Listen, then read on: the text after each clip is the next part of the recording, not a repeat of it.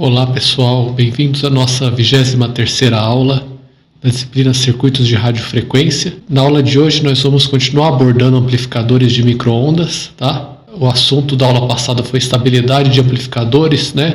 Na primeira parte dessa aula a gente vai fazer um exercício aqui, um exemplo, para projetar ou calcular um amplificador, as impedâncias de entrada e saída para situá-las na região estável, e depois nós vamos falar, tá, de como projetar amplificadores de pequenos sinais de micro-ondas para ter ganho máximo. Então o exemplo é o seguinte: nós temos um transistor HENT, tá? High Electron Mobility Transistor, esse modelo aqui, Trinquet T1 G600528 de nitreto de galho, que possui a seguinte matriz de espalhamento em 1,9 GHz, tá?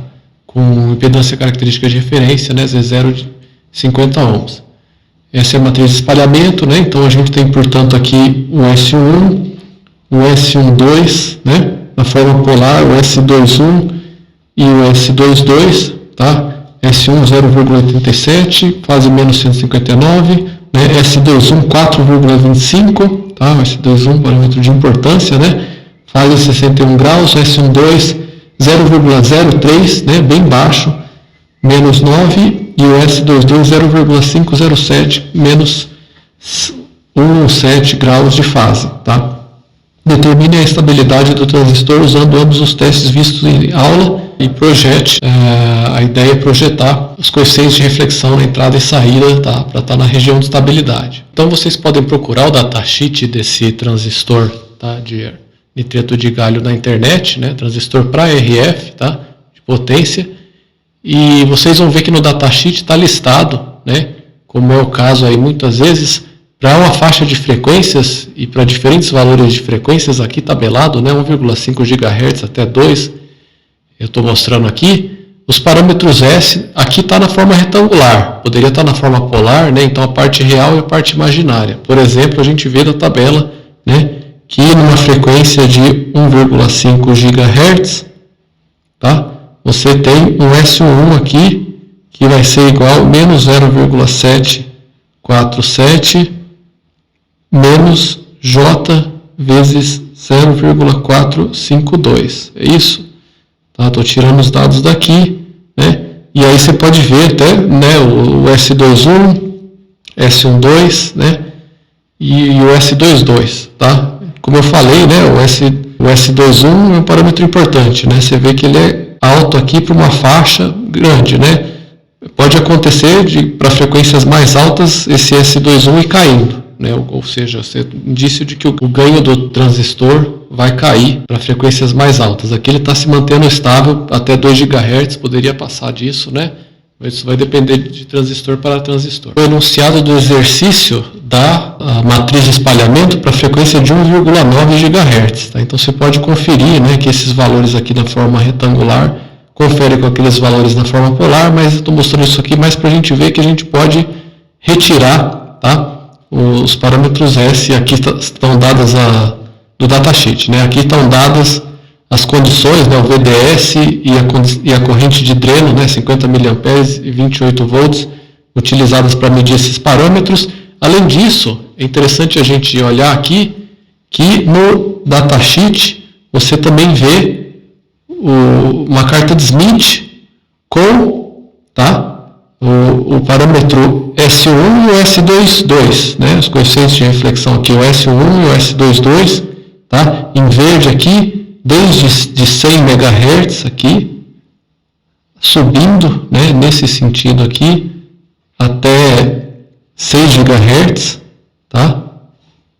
O S22 e a mesma coisa aqui, né? O S1, tá?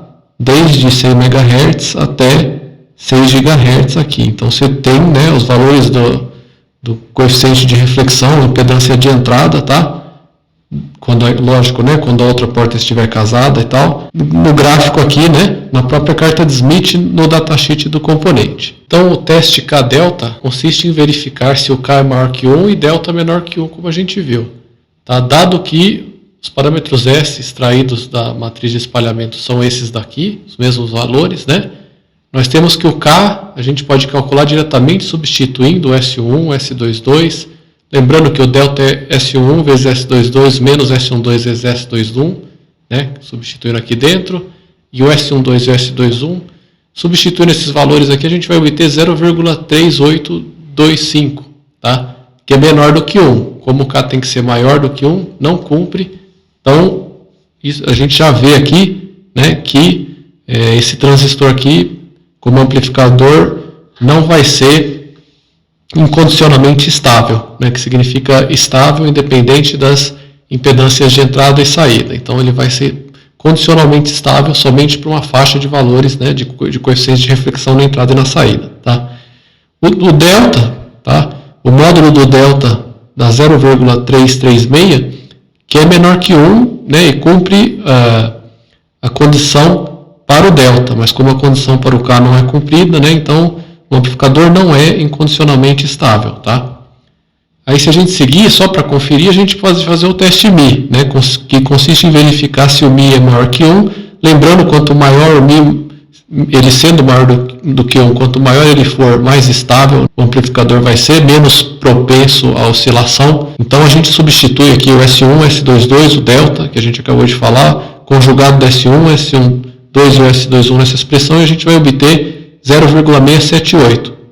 O μ tem que ser maior que 1, então não cumpre esse teste também, como a gente esperaria, confirmando que o amplificador não é incondicionalmente estável. Então, se fosse incondicionalmente estável, a gente nem precisaria se preocupar em plotar os círculos de estabilidade, tá? Qualquer valor de γ L e γ S, ou ZL e ZS, eles resultariam em estabilidade, tá?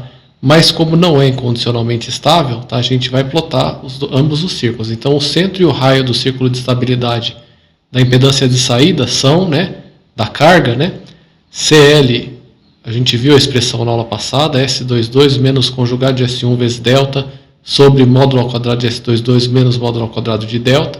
Só substituir os valores dados, lembrando que o delta é S22 vezes S1 menos S12 vezes S21, tudo em função dos parâmetros S. Substituindo e calculando, você vai obter aqui na forma polar 1,59, né, com fase de 132 graus. Então, isso aqui está plotado na carta de Smith. Vamos ver onde fica esse centro aqui. Né? Ele tem uma magnitude, um módulo, que é um pouquinho maior do que o raio do círculo unitário na carta de Smith. Então, esse ponto vai estar fora da carta, esse centro aqui. E a fase é 132 graus. Tá? 1,6 e 132 graus. Então, 1,6, tá? O ponto está, de novo, né? Daqui é do centro da carta de Smith até o raio externo aqui, você tem exatamente 1, né? Lógico. E daí você vai ter mais 0,59 para cá. A fase, né? É interessante colocar o ponto central aí do círculo na forma polar, porque você lê direto aqui dessa escala de ângulo aqui de fase, né? 20 graus, 30 graus e assim por diante, tá? Você vai chegar aqui em 132, exatamente sobre esse risco aqui, né? Então, com magnitude 1,59, é esse ponto aqui o CL, tá claro? Aí, voltando, né? O raio é o módulo disso aqui, tá? O S12 vezes S21, mesmo denominador aqui do centro. E ele vai dar 0,915, um pouco menor do que o raio, né, do círculo unitário, que é exatamente 1. Então, vai ser um círculo grande. Né? Esse raio aqui, desse círculo que está em roxo aqui, né, é 0,9. O raio do círculo aqui unitário da carta, né, daqui até aqui, é 1. Então, vai ser quase esse raio aqui. Tá? Então, aqui está mostrado o círculo. É lógico, a interseção dele com a carta é o que vai importar.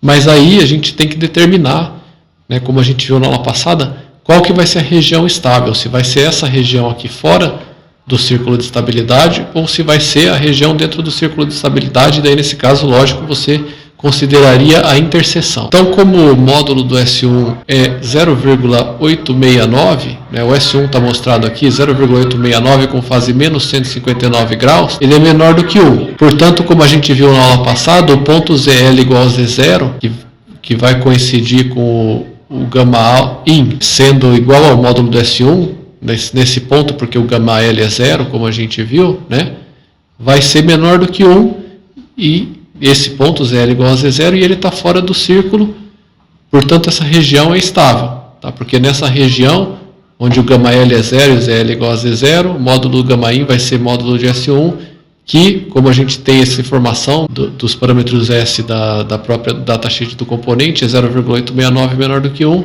então a região interna ao círculo de estabilidade é instável. Tá? Então, a região dentro do círculo de estabilidade é instável, todo o restante aqui, tá? Dentro da carta de Smith, fora do círculo de estabilidade, vai ser estável. Então, você tem que ter uma impedância aqui nessa região, né, e não dentro do círculo de estabilidade. Tá? Essa região vai ser estável. Tá? Só que isso com relação à carga, a impedância da carga. Então, a impedância da carga tem que estar nessa faixa aqui, tá? Dentro da carta de Smith, mas fora desse círculo roxo. A gente precisa ver agora também o que, né, como é que vai se comportar o coeficiente de reflexão da fonte. Então, pessoal, nesse ponto aqui a gente pode calcular o centro e o raio do círculo de estabilidade da impedância da fonte, tá? CS e RS. Tá? Então, estão dados aqui, né, as expressões para CS e para RS que a gente viu na aula passada. Tá? CS, S1 menos conjugado de S22 vezes delta, quer dizer, tudo isso que eu falei, entre parênteses conjugado, sobre módulo ao quadrado de S1 menos módulo ao quadrado de delta. Isso, se você substituir os valores e calcular, vai dar 1,09, né, 1,1 aproximadamente, com uma fase de 162 graus. Tá? E o raio, tá, que é, né, módulo de S1 vezes S21 sobre o módulo ao quadrado de S1 menos o módulo ao quadrado de delta, módulo disso que eu falei, vai dar 0,205. Então, 0,2 o raio, olhando na carta de Smith, né, 1,09, 1,1 vai dar esse ponto aqui, 1,09, CS, mais ou menos aqui, e 0,2 é um raio bem menor do que o do outro círculo, tá? Resulta nesse círculo que está aqui. A fase, a gente falou 162 graus, né? Se você notar que 160 está exatamente aqui, então um risco no sentido anti-horário aqui, né, a mais você tem o 162 com raio de 1,1, dá mais ou menos nesse ponto onde eu estou com o mouse aqui. Então, esse aqui é o outro círculo de estabilidade para a entrada para a impedância da fonte. Mas resta a gente saber de novo, você tem que conferir para cada um dos círculos se a região estável é dentro do círculo ou fora do círculo. Tá? Então, vamos lá. O módulo S22 também é menor do que 1, porque, né, do datasheet a magnitude dele é 0,507. A fase menos 117 graus, mas a magnitude que importa aqui é menor do que 1. Então a gente já sabe que a região fora do círculo vai ser a região estável. Né? O argumento para isso é que a gente viu na aula passada é que o ponto ZS igual a Z0 corresponde a gama S igual a 0. Se você fizer gama S igual a 0 nessa expressão, você vai ver que o módulo do gama out vai ser igual ao módulo do S22. Se o módulo do S22 é menor do que 1, portanto o módulo do gama out também vai ser menor do que 1. Então esse ponto aqui, né, gama S igual a 0 ou ZS igual a Z0, que é o centro da carta de Smith para a impedância da fonte, vai ser um ponto estável. Portanto, a gente presume, tá, que toda a região fora do círculo de estabilidade agora, tá, para a fonte, vai ser a região estável, e a região dentro do círculo de estabilidade, que está em roxo aqui, o azul claro, né, é instável.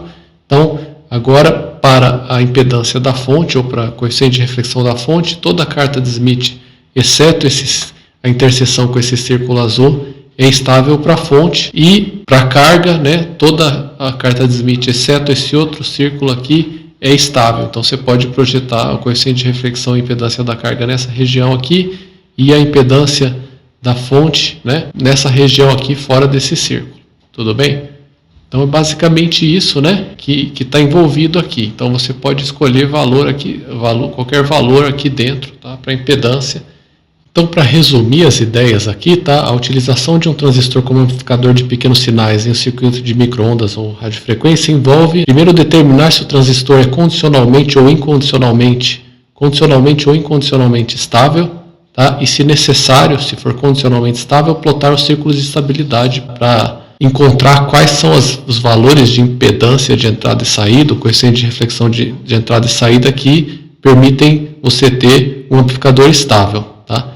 Feito isso, você vai projetar as redes de casamento, né, na saída e na entrada para você enxergar essas impedâncias, né, da carga e da fonte que vão C, vão ter esses valores aqui, o ZS e o ZL, ou correspondentemente o gama S e o gama L, que vão estar nessas regiões estáveis aí, né, caso seja condicionalmente estável. Se for incondicionalmente estável, qualquer valor é adequado. E aí, né, dito tudo isso, você tem outras restrições aqui com relação às impedâncias, tá, da fonte e da carga. Tá? Você pode falar, mas vamos pegar o exemplo anterior, né, para carga. Né, qualquer região fora desse círculo grande aqui, dentro da carga de Smith, vai me dar estabilidade. Mas que valor eu escolho? Tá?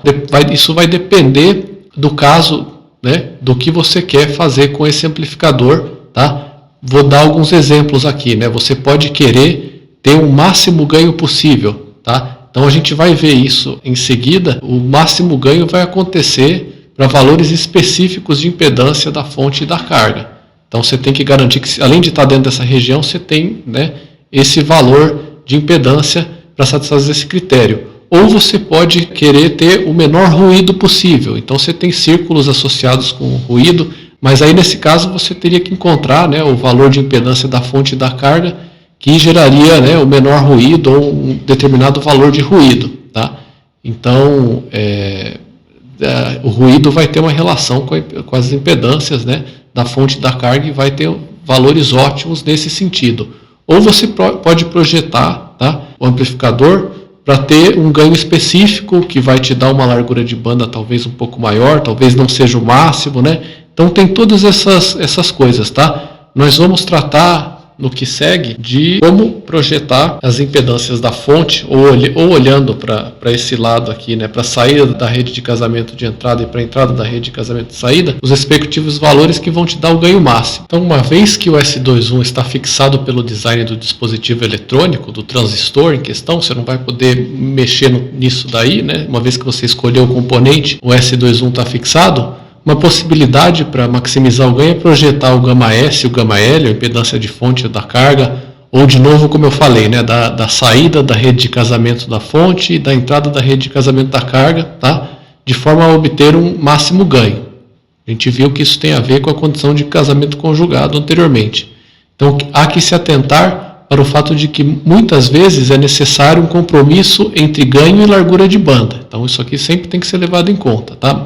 Muitas vezes o máximo ganho, né, ao redor de uma determinada frequência, vai implicar banda estreita de operação. Então você pode escolher um máximo ganho que você pode, aí, que vai estar limitado pelo S21 do dispositivo também, né, o máximo que você vai conseguir obter, mas ele vai te dar uma banda bem pequenininha.